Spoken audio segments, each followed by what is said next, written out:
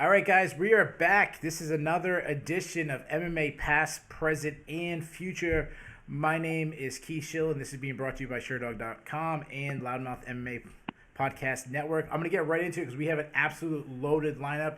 We have Alex Hernandez, who's fighting on this weekend's UFC. He'll be in the second segment under the present. We have Alexandra Ballou, who's fighting on Icon 5, a nice undefeated prospect. She'll be in the future segment, but we're going to start right with the guy that you already see on screen in the past segment. He is a multi-time UFC heavyweight champion. He, of course, is the maniac, Tim Sylvia. Tim, how you doing, man? Good, man. Just chilling at home. Got to do a charity event today at 3, so we're trying to knock this out before we go. All right, cool. So let's get right into it. We just talked off air. You told me that you're coming out of retirement. Is that true? No. All right, I tried, guys. I tried. So last time I really saw you in the news was the thing going on with your arm. Obviously, the old broken arm with Frank Mir. You have screws. Have you got that fixed yet? Yeah, I had to get it fixed immediately. So they the two of the bolt heads broke off and caused a staph infection, and that's what the problem was. So they had to go in there and take the plates and screws and any other. Well, there's 3 plates in there. They took out the main plate that was on the outside where the screws broke, and I'm good for right now. Yeah, I mean I don't know if it's so incredible that you had this injury for so long was tough enough, or the fact that when your arm was broken, you still wanted to fight, which is absolutely insane to me. I know, right? Probably wouldn't do that again. Yeah, yeah. So I seen the Where Are They Now segment, and it's about 5 years old or so. And you said that your best memory was the knockout of Andre Arlovski in your second matchup where you won the title for the second time. I don't know if it's my best memory, but it's one of the most favorite fight probably in UFC history for me. And why does that one stand out to you above all the others? I think I was like 14-0 before I went to the UFC. I did those tournaments for Super Brawl four times, 3 times in one night and 4 times in 2 days. And then I got my UFC debut, and it couldn't have gone any better. It was a great showing. And then the UFC asked me for a title shot. They gave me a title shot. I'm like, well, shit, that was easy. My first ever goal was to get in the UFC, and I did it. And then all of a sudden, eventually my goal would have been to win a world title, but it happened after the first fight. I get a title shot, and I'm like, well, it didn't seem like I really had to work for it. But when I look back at it, I did have to work for it. I was 15-0. Sure. So I fought my ass off. So I got the title shot, and I won. We went into that fight. I thought I could beat him, but if I didn't, we were like, oh well, you just fought the heavyweight champion, you lost. Time to climb the ladder again. So I beat him. I'm like, oh, okay. Well, now I'm the heavyweight champ. It just kind of happened. So then, after I vacated my title against McGee, I came back and fought Mir. He broke my arm. Then I fought Arlovski. He put me in a heel hook, and it popped a few times. So I panic tapped. And then I had to fight, I don't know, 2 or 3 more times. And I actually had to earn the title shot the way it's supposed to be. I thought anyway in the UFC. So I had to earn it. And then once again, I was considered the underdog. I was going to lose. I was going to get my ass kicked. Arlovski beat me the first time so easily. And when he dropped me, I jumped back up and knocked him out. Sure. Like, man, it was just bittersweet. Yeah, I remember Joe Rogan screaming like, "What a comeback!" and it really was a comeback. And did adding the fact that you beat Andre Arlovski, a guy that previously beat you, did that add to the getting an revenge against a former opponent? Did that make it a little more special? It did, because everyone's like, well, Arlovski wins 99 out of 100 times, and then I beat him twice in a row. Yeah. So the first time, maybe he would have won the first time, the way he did. But coming off I fought up 5 months after Frank broke my arm. So that was fresh in my memory. And as soon as I felt the pops, I tapped. It didn't hurt. When you're fighting, nothing hurts. Your adrenaline's through the roof. But I panic tapped, and I think if I just kind of came up on him, and I don't know. If I did, I should have, would have, how that all goes. But, yeah. It is, and whatever. Yeah, I understand. I still got old wrestling matches I think about that I'm like, oh, if I only did this instead of that. I totally understand. And when I lose a wrestling match, it wasn't in front of, pay-per-view. And so I understand where you're coming from. When I think of Tim Sylvia, you've had so many incredible moments. I always think of the first title. you were going to get, you were, like you mentioned, you only had one win in the UFC. A lot of people said, "Oh, this guy didn't deserve a title shot." Rico Rodriguez was the man. He just beat Randy Couture, an all-time legend. He was part of Team Punishment with him and Tito. They both were the champions at the time. He was this massive favorite. Like, that's the fight that stands out to me, because to me, like, that really encompasses your career. I think being kind of counted out a lot. You agree with me on that? Yeah, definitely so. Yeah. Yeah, so that's the one that always stands to me. But I understand the Iloski one, and the backstory you said makes a lot of sense. So let me ask you this: when I say Tim Sylvia, like, what do you think your legacy is, and what do you want your legacy to be? I just one of the baddest guys in the UFC at a heavyweight division. Guy who wasn't athletically gifted, who I had to bust my ass to become where I was and who I was. I watched Jens Pulver train a lot, and I try to. Jens wasn't. He had a lot of power, but he was a great wrestler. But he worked his ass off in the gym, and along with Pat as well. Matt, no, Matt was gifted. He was just a genetically gifted freak. Would show up 2 weeks before a fight, sometimes show up 3 days before a fight, and go and smack someone and win the title again. Pat and Jens really worked their asses off in the gym, and they put this in my brain to where the only thing you can control in any fight is your condition. That's the only thing you can control in a fight. So if you're in better shape than the other guy, that's one favor in your odds. That's something that you can control. That's the only thing. The only thing when it comes to fighting is your condition. You want to make sure you outwork the guy and you're in better shape. Yeah. So a heavyweight my size and my reach, and if I have great cardio, I don't think anybody can beat me. Yeah, so when I think of, like, it's always hard asking someone, like, what do you think their legacy is, because, it's hard for you to judge yourself. Three things always stand out to me. The first thing is you came from, like, nowhere, Maine. And I don't mean that as an insult, but, like, most people never heard of you from. But not even that. You're from an area where MMA is not really a hotbed. I mean, you think about just New England in general. You're the only... I'm sorry, what'd you say? Wrestling's not even a hotbed. No. If you're ranking, because I grew up in New England, you could probably tell from my accent, I'm from Southern New England. If we were ranking, the states in wrestling, it's the Southern, New England states, Rhode Island, Massachusetts, Connecticut, that kind of, maybe a little bit of Vermont because of Mount St. Anthony, but like Maine is not really known for the wrestling. And then in Iowa, I had buddies that were, national champions in wrestling in high school and stuff, and went off to college, and a great high school wrestler will beat a college wrestler in Maine. Iowa high school wrestler will beat a Maine college wrestler all day, every day. Yeah. I mean, I'm from similar area, so I 100% understand. So that first stands out to me. You're the only champion in history from New England, and then you're from Northern New England, which is you got the teams. You had the Set Your Tongues and this and that. In Southern New England, the cartel. Belgrade in Boston, Yeah. That's what I'm saying. Like, they're the Southern, not the Northern. So that stands out. The second that stands out is anytime people talk about the big heavyweights, there's two names that's always going to come up. It's going to be you and it's going to be Brock Lesnar. So that's a legacy that's always going to survive. And then the third, and I don't mean to bring up a touchy topic, but the reason I'm bringing it up is because how open you are, is you're someone who at one time took PEDs, but you didn't try covering up. And I think that's why it's been, to me, and tell me if I'm wrong, but like I feel like you've been forgiven because of that. Well, I mean, that's cool if it was, and and I didn't do it for an advantage, unlike guys like Brock Lesnar and Vitor and those guys. Respect for them, but these guys did it because they wanted to get big, strong, fast. I just wanted to look better on a poster. Sure, get a couple ladies. Yeah, I get it. I wanted to look better on a poster. I wanted those 8-pack abs, and at the end of the day, I wasn't gonna have it. You look at Stipe. Stipe don't have it, and he's the best in the world. No, I know. Daniel Cormier, one of those. Yeah. PC, perfect example. Yeah.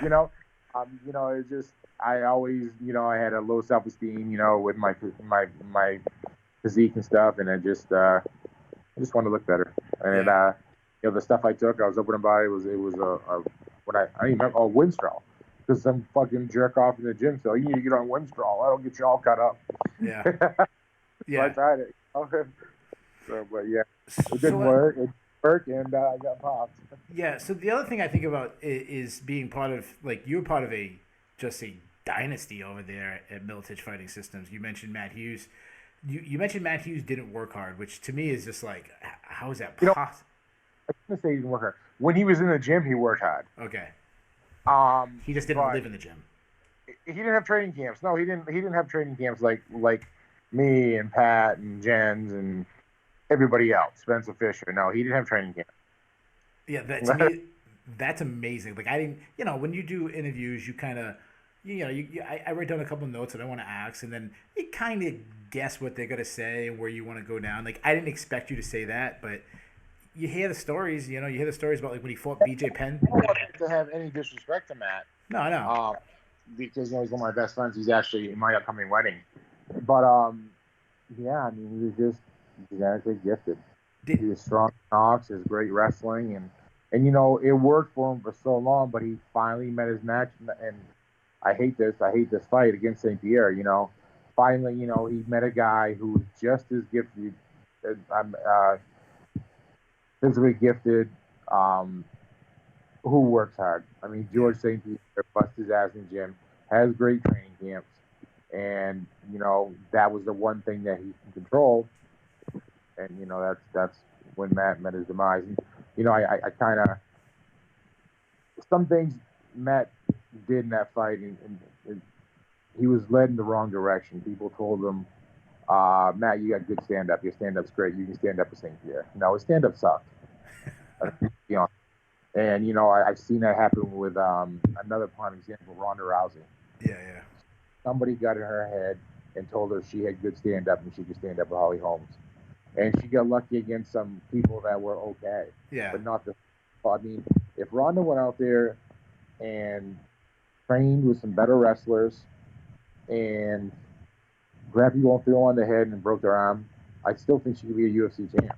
Yeah. But he had this bad coaching and said that she's got good stand-up, and she went away from what she was great at. Yeah, it's funny you say that, because I lead the charge on that, and saying that if Ronda Rousey returned to UFC, that she would still be a top 5 fighter. Like, I still say that. Like, I still, just based on her, what I've seen, I still think. I mean, would she beat Amanda Nunes? Probably not, but probably everyone else in the division. She could. She could be a top 10, no doubt about it. Yeah.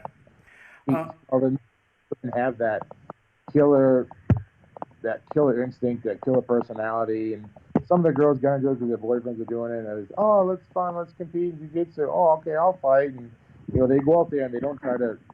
Amanda Nunes, Cyborg, Ronda, they're trying to hurt you. Yeah. So at the end of the day, when you fight, you got to flip that switch, and you got to be like, this guy. If I don't hurt this person, they're gonna hurt me. Yeah. Let me ask you one more question about Matt, and this isn't about Matt Hughes. I just want to. We're going down memory lane. Did he overlook BJ Penn that first time, UFC 46? Like, did he under train? Yeah, he didn't train for Penn at all. Yeah. That's okay. At all. Yeah, well, I guess that's what happens, right? Right. And I understand it, because dude, that kid is unbelievable. BJ never trained hard for fights either. No, I know. That's actually funny too. He's just genetically gifted, flexible, deep, good stand-up, great jab. Yeah, and I understand it, because a lot, hindsight is 20/20, but because we're living in 2021, you got to put yourself back in whatever year that was, 2003, whatever, 2004. BJ Penn was a weight class below. He just had that draw. He couldn't even win the title against Cal Uno. Matt Hughes is on this huge run. Jens beat him. Yeah, that's right. Jens beat him. So, yeah, I totally understand that. So let's talk about Militich. Now, I'm obviously a bias, but do you think that's the best team ever? Ever, all-time greatest. Yeah. Now, well, you look. Everybody did what we did. Everybody did. They saw what we were doing, so they went out and did what we were doing. Yeah. We were the. I don't even know how the word I'm looking for, but we were the blueprint. Yeah. Of gym, put the best gym together. And went out there. We surrounded ourselves with greatness. Pat brought in guys that were better than him. And that's what I did. That's why I hated training camps so bad. My training camps, I got beat up. Plain and simple. Wrestling night, I had Iowa wrestlers coming in and taking me down, beating me up. Jiu-jitsu night, I went with all the better guys that were in jiu-jitsu than me. Sparring, I was always the best sparer, when it comes to sparring, but I just went with 4 or 5 guys, so I was tired, and they beat me up. That's training camps for the worst, man. If you don't get beat up in training camp, you are not going to win fights. You got to put yourself in the worst case scenario so you see it all. Yeah, and just so there's a lot of people who watch the show who might not have been watching at that time. Let me just give some reference to the team I'm talking about. We're talking about, Tim Sylvia was heavyweight champion of the world. Jens Pulver was light heavyweight champion of the world. Pat Miletich was the welterweight champion, and shortly after, Matt Hughes was the welterweight champion. Other guys, Robbie Lawler, who would go on to win a UFC title. Jeremy Horn, who fought for a UFC title. What'd you say? Franklin traded with us at middleweight. Oh yeah, I forgot. I forgot about Rich Franklin. Yeah, because I was thinking about the the Ohio. But yeah, he came in. You guys had like Tony Fricklin, Spencer Fisher. I think Ben Rothwell was with you guys for a little bit, right? To look at the not the minor leagues, but a step down from the UFC was the IFL. Yeah. And our team, the Miletich team, was the champs. That's right. I was actually there. I was there in the championship. Given win it, and Rothwell stepped away, and I guess Ryan McGivern's the only one that was actually staying in it to win the title out of them. But he actually used to be a heavyweight.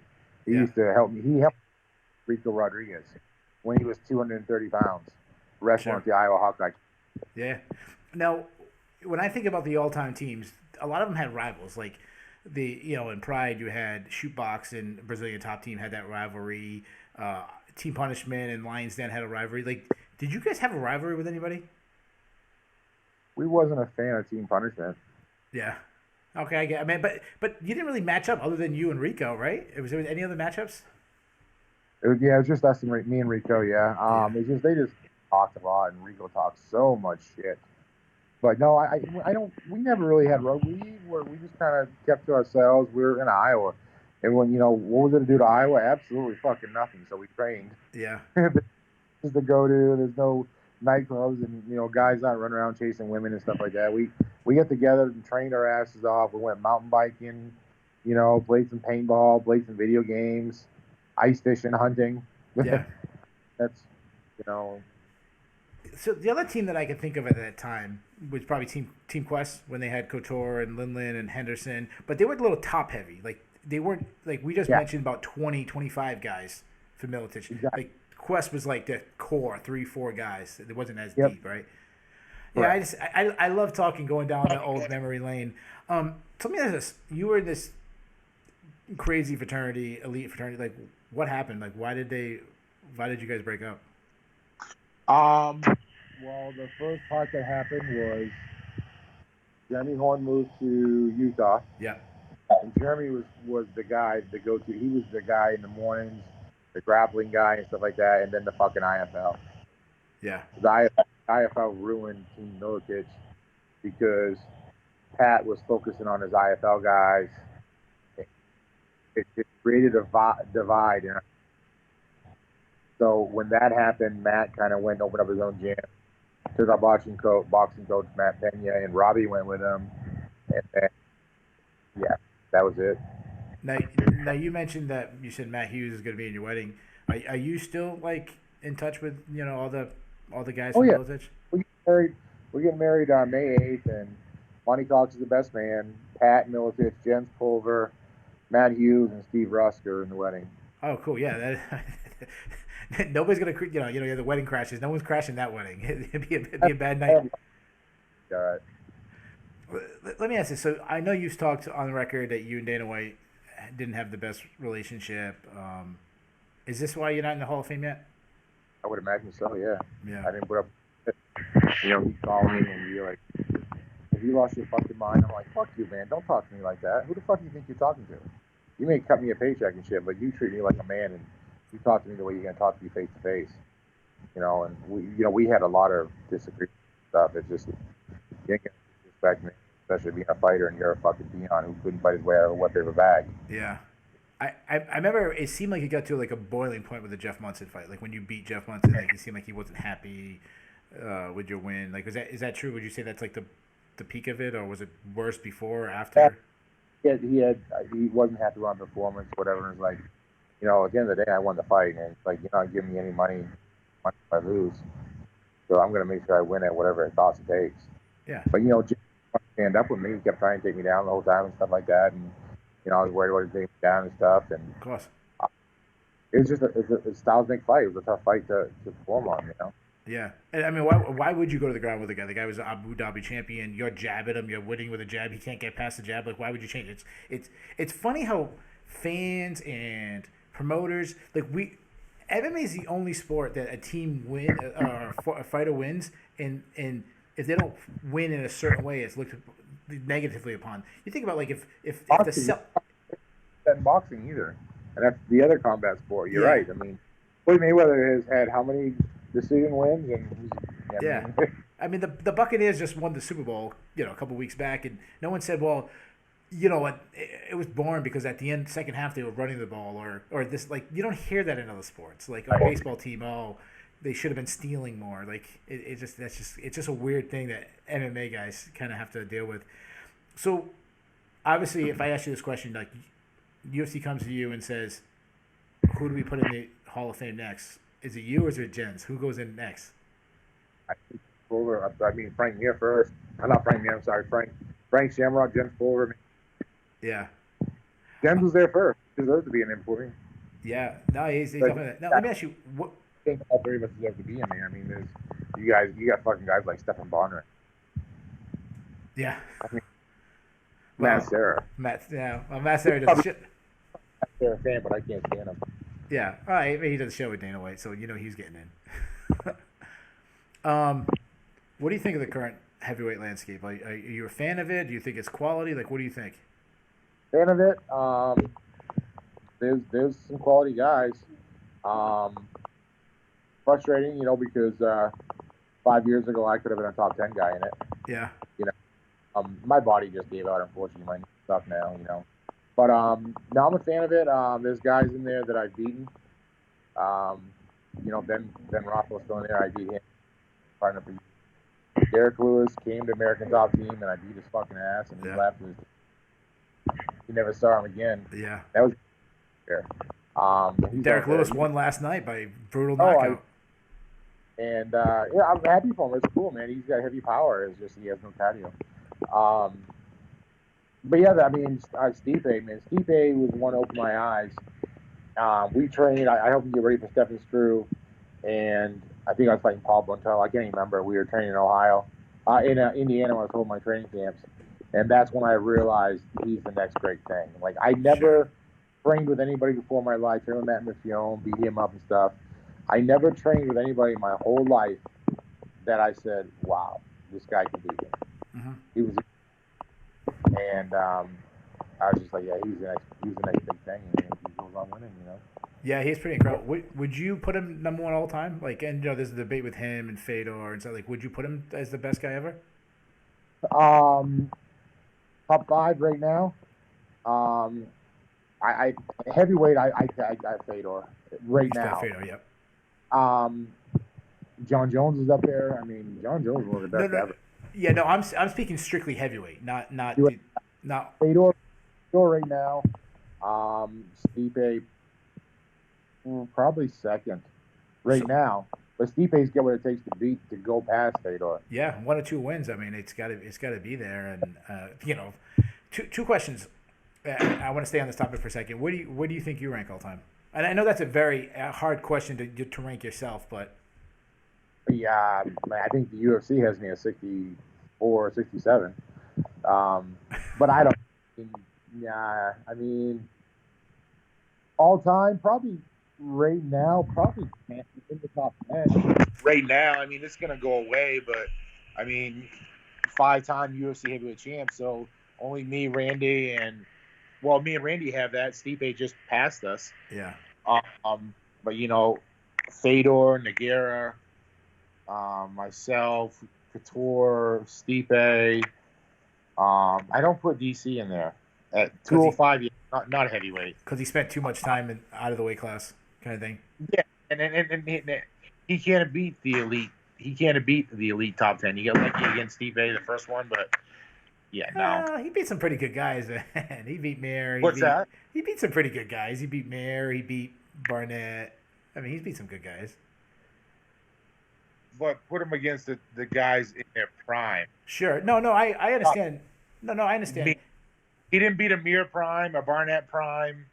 No, I get it. You know. I think he's always going to be tough to rank because he spent his prime at light heavyweight. Absolutely, yeah. That's where he belongs. Yeah, which is always an issue with Randy. Randy had spent a big portion of his time at light heavyweight, so it's kind of hard to figure out where he stands. Well, Randy's different. He's different. Yeah. I mean, he never. I don't even think he was ever in his prime. He was past his prime when he got it. Oh, I know. He still won. Same with Dan Henderson, you know. Yeah. But I don't know. Those are tough questions. I don't know. Yeah, and these are fantasy things, and these are the listen, when we watch this, people watch the video. This is the one that people will talk most about. They'll talk about the rank. The people love doing that. As soon as someone wins, the question on the recap show is, where do they rank all time and this and that. Who's the GOAT? I mean, you do it with football with Tom Brady. So, John Jones, you just mentioned you think he's the GOAT. I actually agree with you. How do you think he does at heavyweight?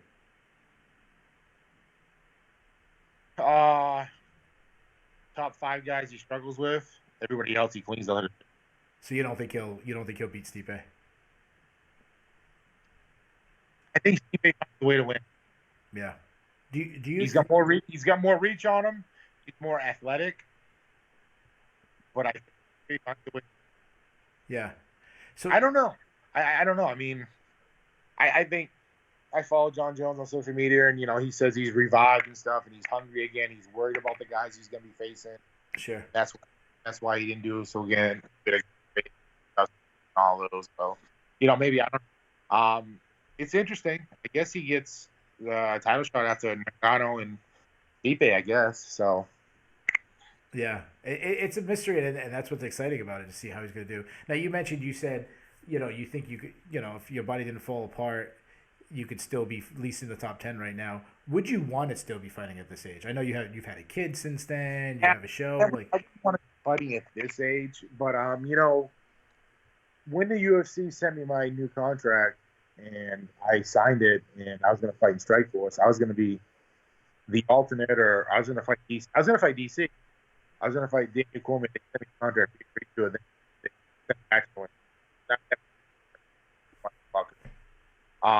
That was a time where I could have been in the top 10, and that was a time where I couldn't. If I won the title, it would have been my luck, because if I fought Cain Velasquez, he would have took me down. He would have. I don't think I could have beat a guy like Cain, even Stipe. But you put me against back then. I could have fought Nogueira again. I could have fought Frank Mir. I could have fought Congo. I mean, all these guys. It just would have been fun fights and great fights for the fans, like Joey Beltran and Pat. I'm forgetting Pat's name, but I trained him. Loved him. Fought Congo and got knocked out. Oh, Pat Barry. Yeah, I mean, fights like that would have been just amazing fights for the fans to watch. Two guys, heavyweight, stand up, who like to throw down, no takedown attempts, just throw and see what happens. Yeah. Those would have been great fights for the fans to watch, and I would have been fine, content fighting in the UFC and you making a couple $100,000 a fight, and ending my career that way. Yeah. You know what I find really refreshing about this interview is a lot of guys won't admit, like, no, I would have lost to that guy. Like, you're doing that, which is pretty impressive. Like, most people I'm bad for the ego.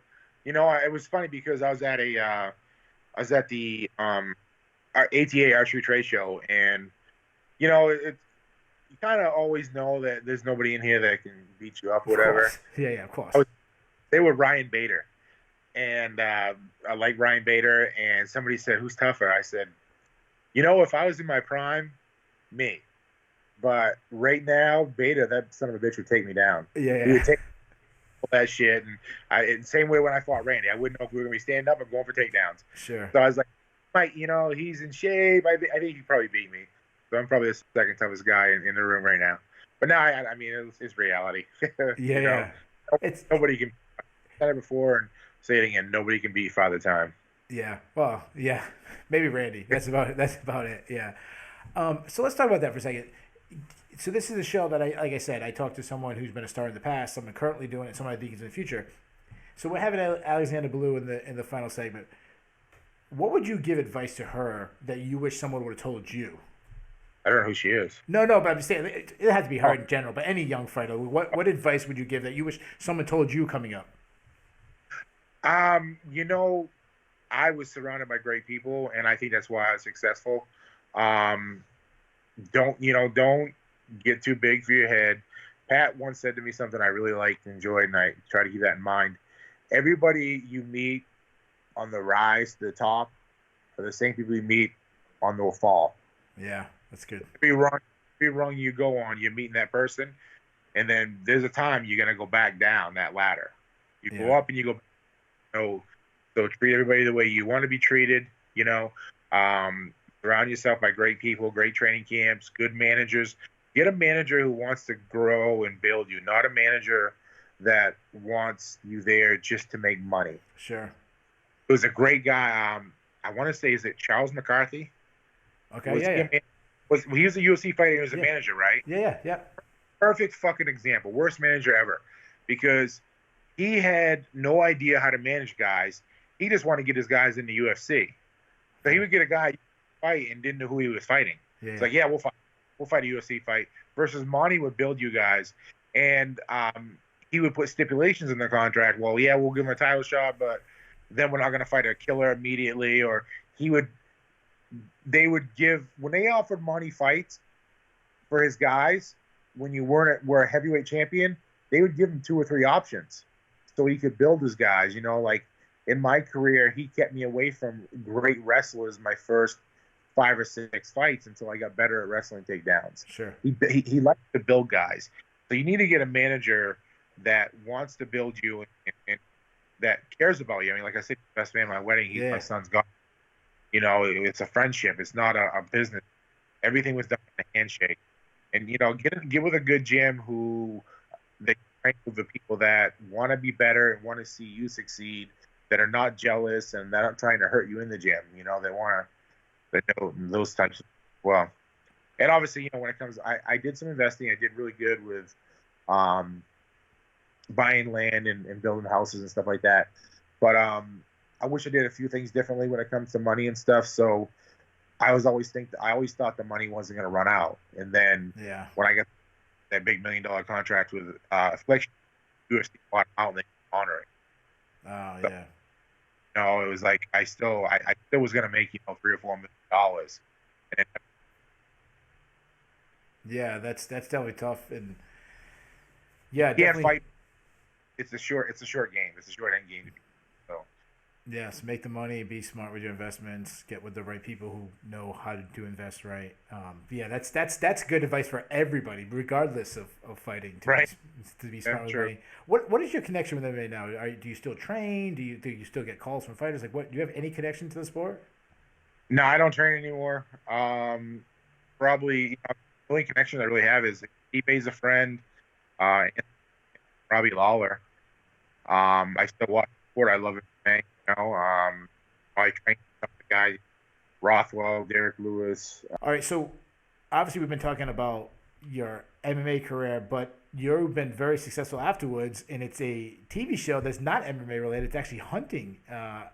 Tell the people like how they can see you. You're on, what'd you say? It's season 6 of the season.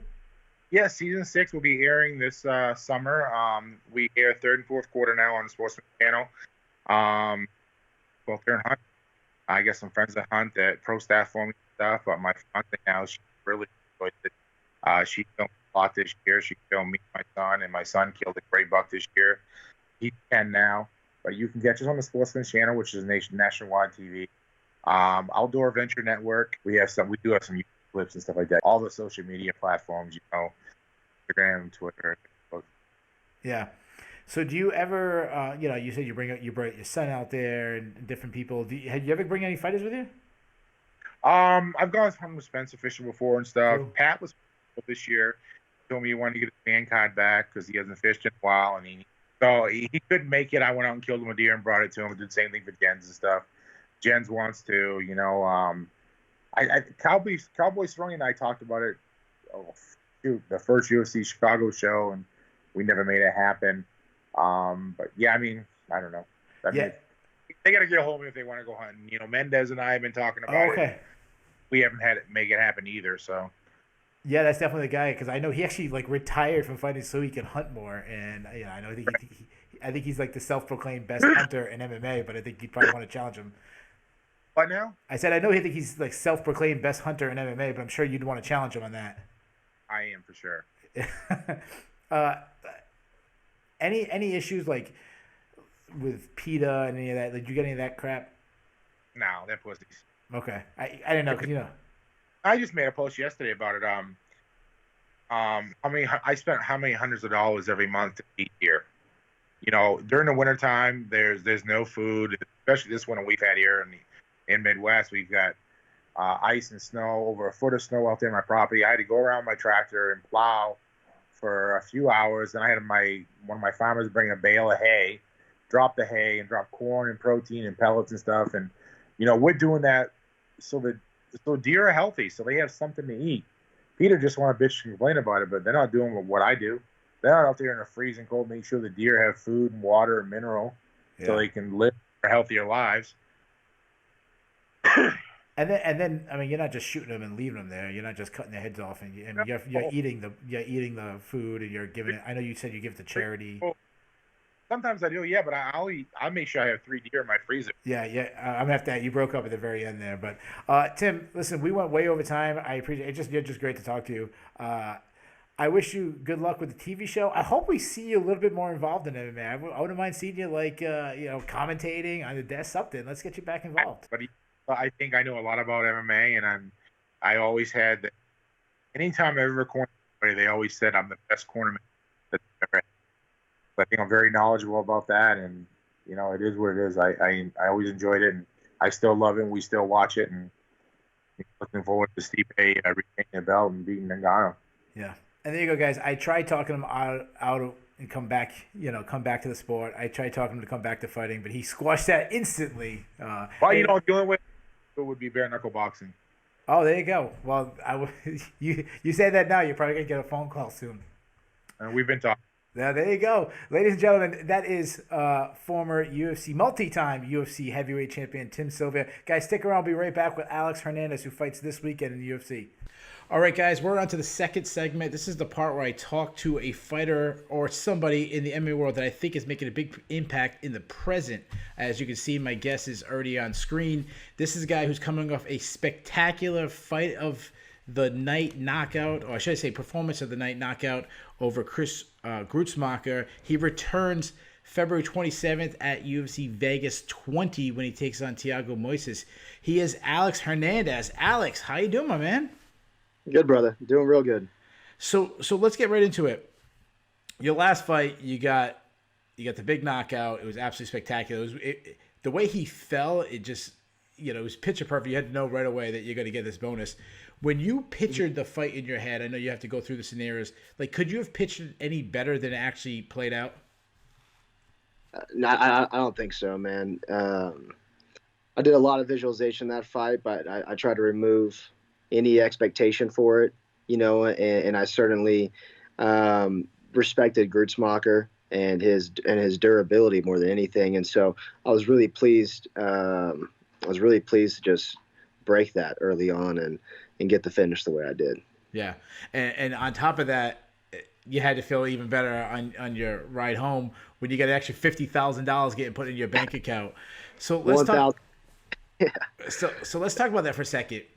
I've never had the opportunity where I've done something great and then get rewarded with $50,000, but I've also never had the opportunity where it's like, will I not get it? Like, what is going? You're in the back. Obviously, you're happy with the win, but it's got to be in the back of your head. Like, what are you thinking? Because like $50,000, that's some people's like 1 year salary. Like, what is going through your head at that moment?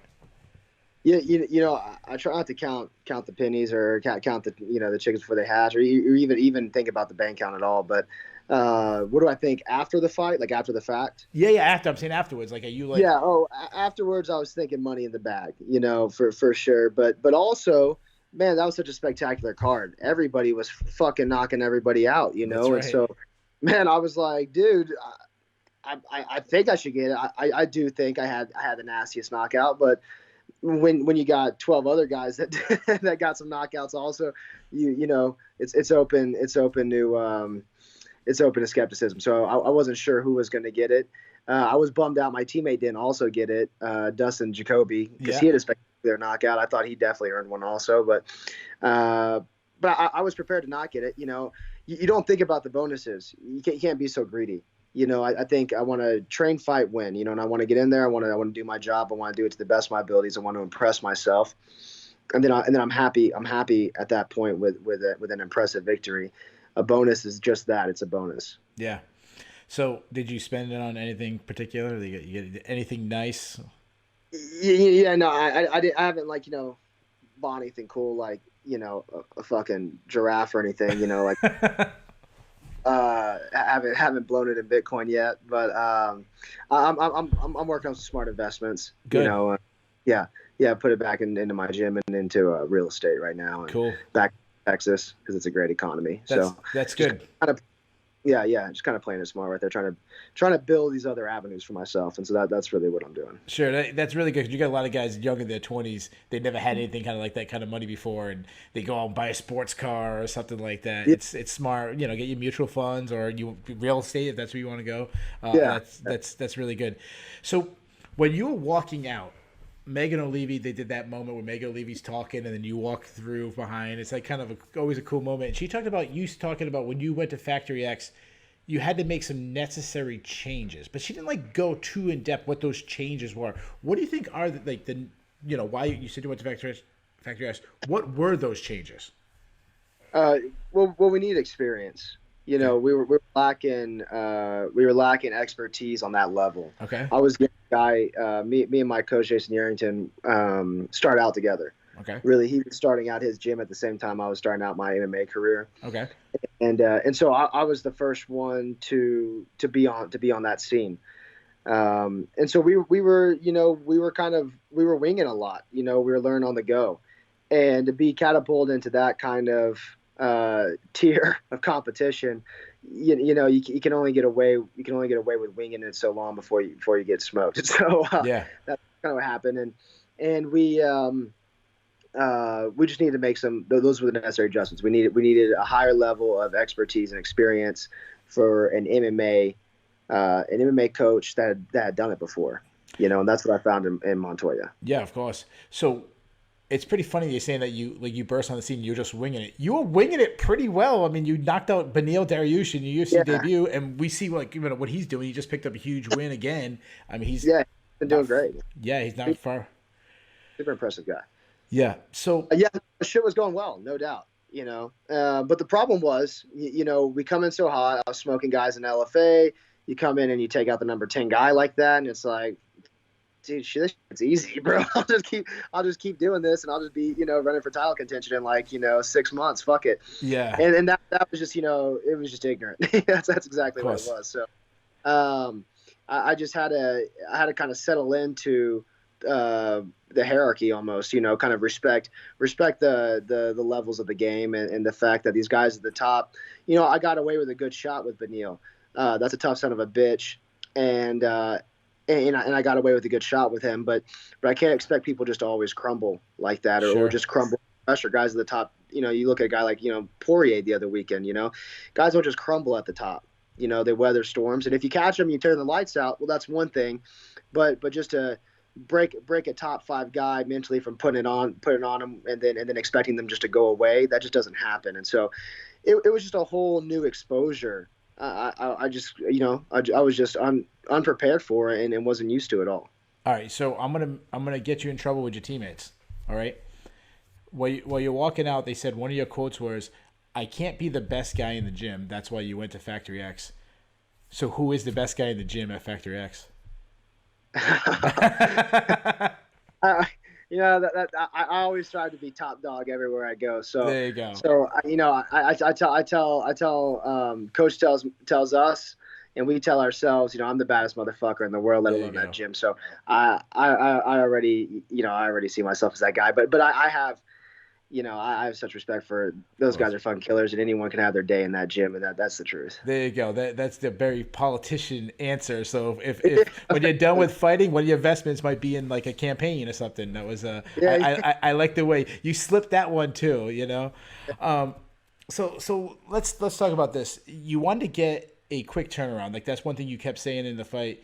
It didn't happen. It's been like 4 months. What happened? Like why you just couldn't? Yeah, I'm not mad at that because if you kind of saw the record beforehand and also, prior to the UFC, I had a full job, a full-time job and life shit and injuries and things and injuries, they settle a little longer when you have a career you're doing on the side. And so, I wasn't as active as I ever wanted to be, maybe had 3 fights most in a year. And so, I was kind of those first couple of years in the UFC rattling off a couple of fights, in part because I was so high up that talk about politicking, that happens a lot in the top 15, top 10, because you're always waiting for one guy to win or lose before you get your lineup and, whatever else. So it's not like I was moving terribly quick. Now, finally, I felt like, okay, we're kind of out of the rankings, but I really want to build my way up aggressively on the back end and get back in. I want to do it the right way this time. And so, yeah, I was campaigning for a quicker turnaround. I think because, this whole COVID shit, everybody's been on standby. There's been so many guys on standby. And so when opportunities arise, you can fill in. Mm-hmm. Kevin Holland has, so well, so often this last year. But sometimes it doesn't work out like that, and sometimes those slots weren't available. The only one that I think really was available was RDA in a 5-rounder. Oh, yeah.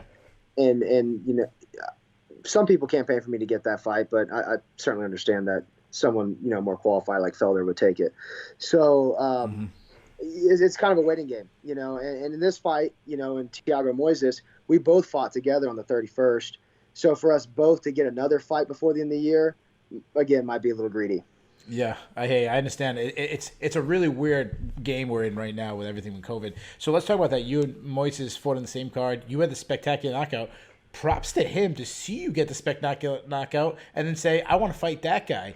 So man, I can't even believe, and that speaks to a level of delusion also, because I watched there you go. Watched mine and I thought, you want none of these problems.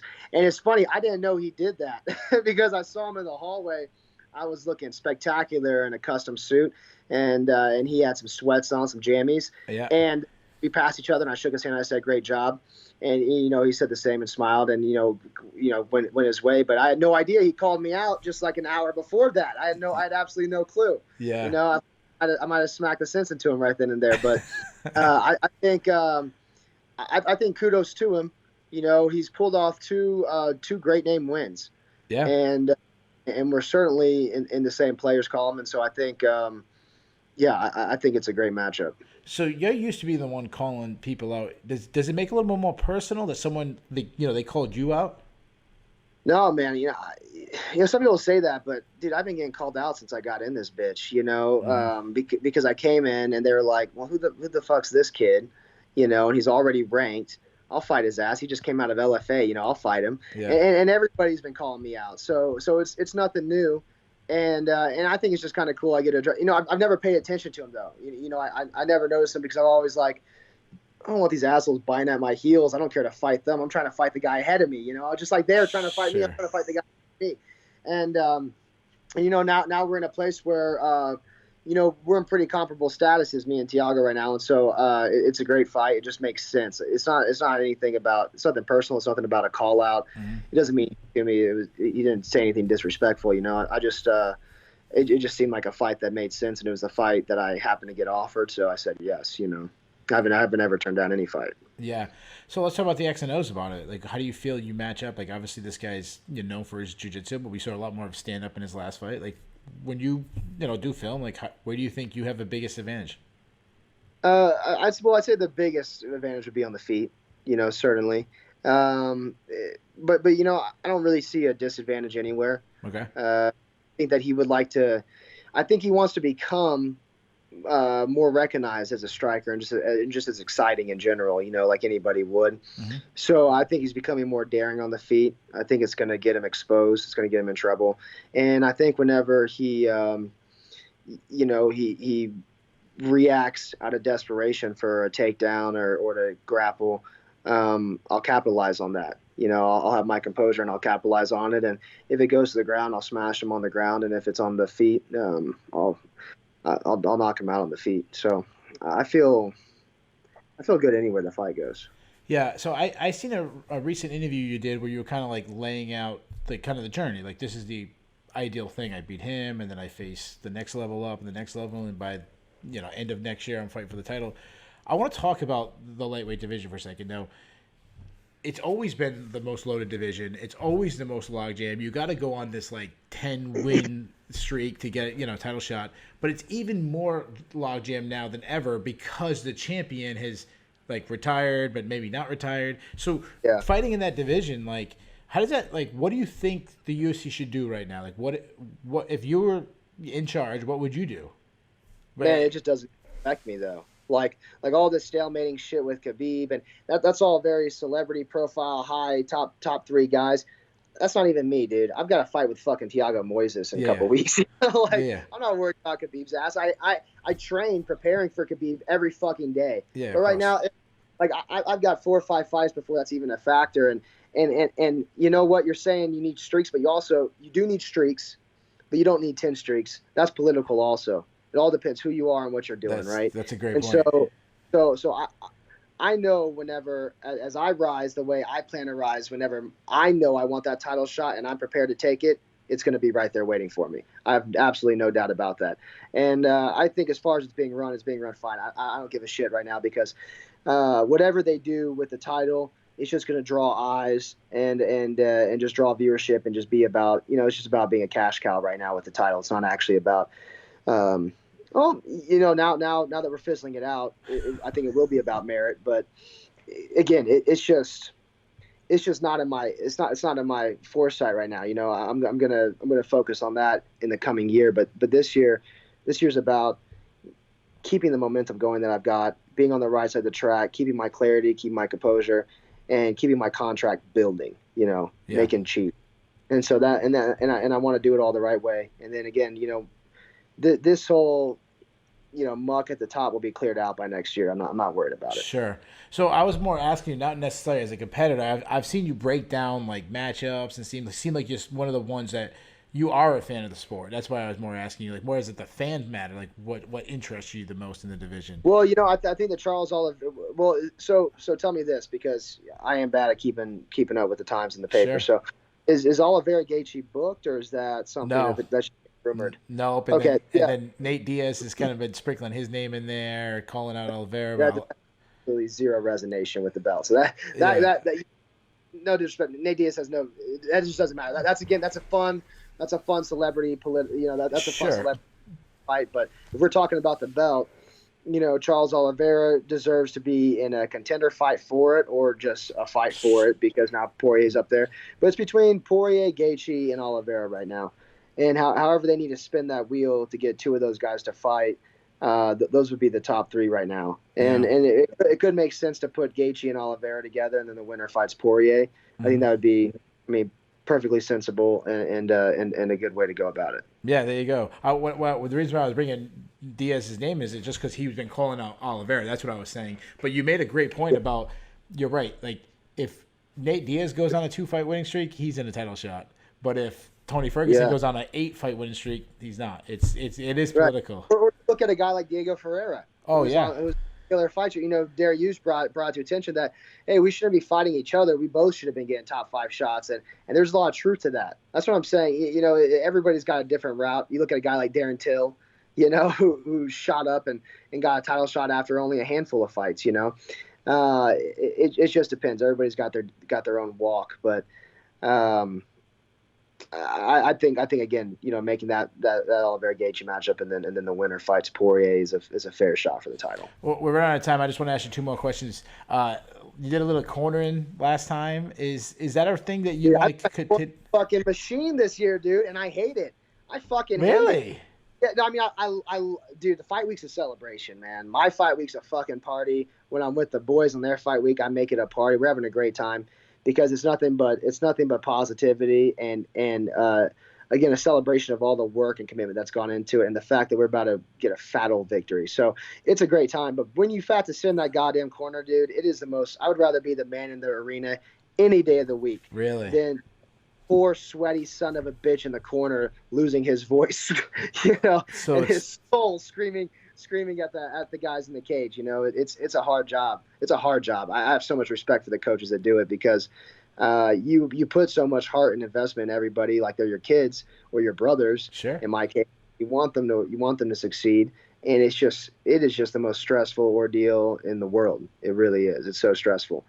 Yeah. But I had a great time doing it, especially with Brandon. That's my dog there. I know. He's fantastic too. I always wondered if that was going to be a route that we see you becoming a coach one day, but maybe not yet. Yeah, I don't know. Hopefully, I make my money elsewhere, and then I might do some things for fun or raise my own. But Brandon's actually coming out to my fight too. Okay. I almost tried to put him in the corner, but we already had some kind of things in aligned. But he'll be out there with me, so he gets to do the partying part then instead. He didn't have to worry about that. So he has it really good.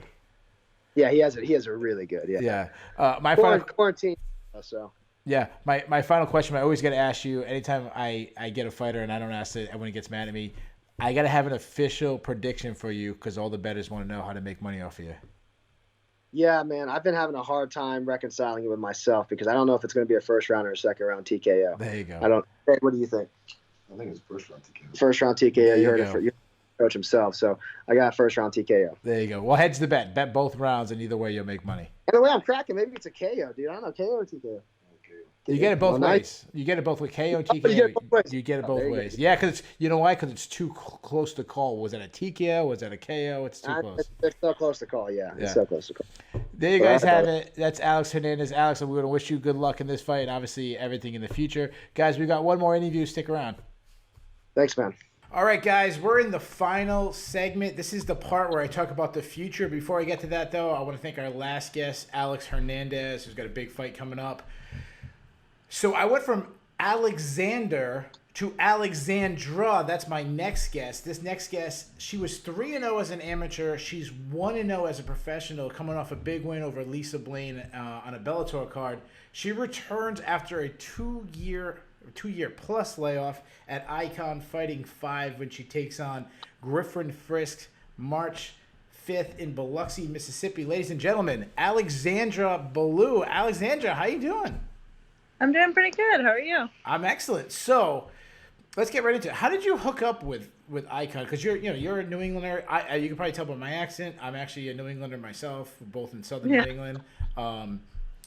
It's normal to be in the Bellator Mohegan Sun shows. It's normal to be on the CES and the shows that you have been scheduled to. How did you hook up with Icon? Yeah, so I think the dynamics started to shift probably during COVID times. A lot of regional shows just haven't been able to, I think CES threw one fight during this whole thing, which I was supposed to fight on, and that fell through. And then, I feel or from what I understand at least, Bellator has obligations to contracted fighters. Of course. So there's a lot of that going on. But Icon, the promoter Dean, he's just been hosting shows this whole time throughout the pandemic down in Florida. He had island fights going for amateur shows, and then he put together Icon. So, we reached out, and then my manager, Tyson Chartier, he reached out to Dean, and they were able to put it together for me. And I can't tell you how unbelievably grateful I am after not 2.5 years, but I think close to almost 2.5 years. Yeah. Well, one thing, that really stood out to me is so many regional fighters and are really struggling to find, or I shouldn't say regional, I say up-and-coming fighters who fight on the regional scene, really struggling to get matchups. A big thing that's going to help is having the right manager. A guy like Tyson is one of the best managers in the world, and that's a good benefit of that. So let's go back to your professional debut. It was a Bellator matchup. You went against Lisa Blaine. Right away, the thing that jumps out to me is your professional debut, you got thrown to the wolves. And what I mean by that, Lisa Blaine had a little buzz, especially in Bellator. I mean, she had a win over Anna Houlihan, who was getting a huge promotional push, being, former multi-time boxing champion. She, pulled an upset. And then you kind of pulled an upset against her. And I don't mean an upset. I don't know about what the betting lines. I mean more of name value. I'm not trying to insult you yet, but name value. Lisa had the big win. You're making your debut. What would you you even got a stoppage in the third round. What would you grade your overall performance? So I don't know if a lot of fighters feel this way. It's very hard to look sometimes at your fights. And I personally, for that fight, so I was really excited, super grateful. I wanted that fight. I was very happy with the finish. There was a lot of pressure, and just one of those people where, like, when the time comes, I follow through, but leading up to it, I do, have anxiety, and it was new. It was my pro debut. It was here in Connecticut, so I had over 100 people that I knew, like family and friends, watching me. So it was a big deal for me. So I would say watching some of my hesitation and tentativeness is a little difficult now for me. But at that time in that place, I knew I wanted that win. So full send. Yeah. So you said there's a lot of pressure. Would you you put that pressure on yourself? Like, you're feeling it? Oh, I'm the worst at that. Yeah. So what do you do to you got you're training a good team, smaller team, but a good team in New England. You got a lot of people around you that have some high level experience. I know Matt Bissett is one of the owners of the gym. He's fought all the way up into the UFC. Like, what have you done to kind of get over? Like, have you talked to people? Like, what? Because you want to have some natural pressure because, listen, you're fighting, but on the same sense, you don't want it to become a negative. Like, what do you do to get over that? Yeah, so there's a few things, I guess. So as much as I had that pressure that I put on myself, I also do have this counteracting that some ego. So even if I feel for instance, Lisa Blaine had a higher record than me, and I watched her tapes. I knew she had more experience, but I just didn't care. I knew I was going to win, and that's my ego. So that kind of is self-preserving in terms of that regard. And then also what it really boils down to is trusting yourself, trusting the work you put in. You know what I mean? As you peak in training camp, as you get to those levels, as you are successful at certain things, no matter what you're feeling that moment, you put in the work if you put in the work. So you just, I know at the end of the day, I have all the work I put in to fall back on, and that it will serve me well when the fight comes, Yeah, no, I went over to Instagram just right before the interview to kind of, get some little tidbits. And I saw one video, you talk about hard work. I saw you doing dips, but you had the weighted with the chain. And I'm like, oh my God, this girl's a badass. Yeah. Anyways, so you were scheduled, that was over 2 years ago, the last time you fought. You've been scheduled twice. Once in Bellator, once in CS. I apologize for not knowing this. What happened? Why were those fights canceled? Yeah, so right after my pro debut, I got booked again for a fight in February for Bellator against Sarah Payne. And what happened was I was at Lausanne's training one weekend, and there was a freak accident in the gym, and this girl fell on the outside of my knee and forced it inward, and the whole thing cracked, and it started swelling immediately. And then, I got home, and everyone was telling me to get an MRI, and I started running on it, and I'm crazy, so I was I'm fine. And I got my MRI, and my ACL was completely torn. MCL was a grade 2 sprain, and my meniscus was completely torn. So I pretty much was scheduled for surgery 2 weeks later. Jeez. At that point. Yeah, and it took me 7 months to recover. You got to rebuild the muscle, learn how to walk again. It was devastating. And then, I got cleared to fight, and then it took me a little while to get back in shape, which was also quite a process, fight shape. And then I had trouble booking opponents, and then I signed for CES in May of 2020, and the pandemic hit. Okay. Yeah, so it's just been a string of, I don't know. Yeah. So adversity. You talked about earlier about feeling pressure, but you got to feel a little bit of relief now to kind of get back in there and kind of get back to normal, right? Yeah, it's just so surreal. Sometimes, so I've been close a few times to pretty much fight week and having fights fall apart. Yeah. For some reason, though, this time it just feels solidified. You know what I mean? I'm approaching fight week, and I'm like, oh my God, this is real. I haven't felt this in 2 years. Yeah. Yeah. So let's talk about your matchup. So this girl, Griffin Frisk, what do you know about her, and how do you feel you match up? So I watched her tapes. My manager and team, they'll send me a name. And at this point, I've said yes to anyone, anywhere. I've said yes at 135. I do not care. Like, I'm really grateful that this is coming together. She seems to be aggressive, which is gonna be good. It's gonna be fun. Ultimately, though, like, I have been waiting so long. I have been working so hard. I don't care who's in front of me. Like, I am going into slaughter. Like, period. I haven't been regionally ranked in 2 years because I haven't fought. Like, I'm looking to come back, fight a lot this year, and just remind people, like, I'm here and, like, get finishes, Yeah. I guess maybe we'll see some of that frustration, Yeah. Waiting 2 years of really, you punch your teammates and stuff, but it's not the same as dropping an elbow on your teammate or a knee. So yeah, it's not the same. Maybe we'll see some of that. So let's talk about this for a second. So you said that you've been, out. You've been out for 2 years. You had the knee injury, but you're also at that age where you kind of make. And I say this on our preview show I do with Ben Duffy and also in the recap. You're at the age where you make some big improvements. Like you're at that peak age. But also, when you have 2 year layoff, it's been a long time. So you can not only make big improvements, but you can make big improvements over a long period of time. So when we see you in action, like, what's going to be the biggest improvement we see since your debut? Yeah, so, I come from a grappling background. I don't think that's really much of a secret. And I just feel comfortable there, and that's my jam. But I've been working, especially since my knee mobility at that time was lessened.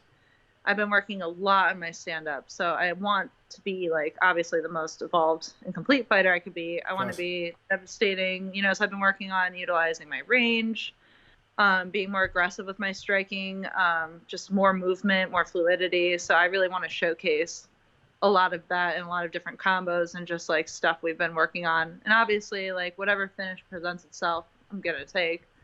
But I really want to knock someone out. Yeah. Like, really. So that's my goal. Yeah, I just did an interview last week with Chris Dawkins, the UFC heavyweight, and he was talking about, he's a Brazilian Jiu-Jitsu black belt, but we haven't seen it in the UFC, and he's like, well, because it's more fun just to knock people out. It's a little more fun. So I definitely understand that. All right, so we were just talking. You were, you're off for a long time, so you want to be active, but, like, what's the ultimate plan? Like, you're talking to Icon to try to get more fights? I know you maybe CES starts doing some shows. We're starting to. I mean, I'm obviously no expert, but it seems like we're trying to slowly get back to normal. Is a thing to just to be more active? Is it try to get exclusively with Bellator where you started? Like, what's the plan? Yeah, so the plan is, we've been working with Icon a lot, so we've been talking. So chances are, you'll probably see me there again. But also, my main goal is to fight. I would love to fight 4 times this year at least. Like, hopefully come out unscathed, like, have a quick turnaround, work on whatever I need to work on, fight again. So if I can get 4 fights done this year, even 3, whatever I can take. It's just been so long, so I'm just super grateful. But if I can come out this year and be 4-0, 5-0, the next step for me would be looking at, like, the UFC opportunities, like, sure. Knocking on the door, whether that be the Contender Series, whether that be, fights coming up and, I get the call. So whatever it is, but, that was my biggest dream. So sure. I worked really hard. I've been training. I've stayed in this game even when I wasn't actively fighting. So, I'm planning on making up for a lot of lost time this year. Yeah, so that's good. I mean, you're looking for the fast track. That's what you're into. My last question, I apologize. We kind of ran out of time. I wish we would have liked to go a little bit longer with you. But you talked about wanting to get in the finish. You talked about wanting to show your stand-up. But you also talked about having, coming from a grappling background. So my final question is, what is your prediction? Like, how do you win this fight? I probably, I had to get, like, the way I see it, it's either going to be some sort of a head kick knockout or takedown, and, like, the ground and pound, that's my jam. I don't know. I just get bloodthirsty. Like, I get, like, in the zone and it just becomes, like, some feral thing. And so if I have my opportunity for that, you'll always see me going for it. So it's going to be one of those two. There you go. If you can get a bet and get her in by stoppage, as that's what she's calling. Ladies and gentlemen, I'm sorry we ran out of time. I want to thank all our guests. We had a spectacular lineup. Former UFC heavyweight champion Tim Sylvia, Alex Hernandez, and of course the one we just talked to, Alexandra Ballou. Alexandra, I wish you good luck in this fight and all your future fights.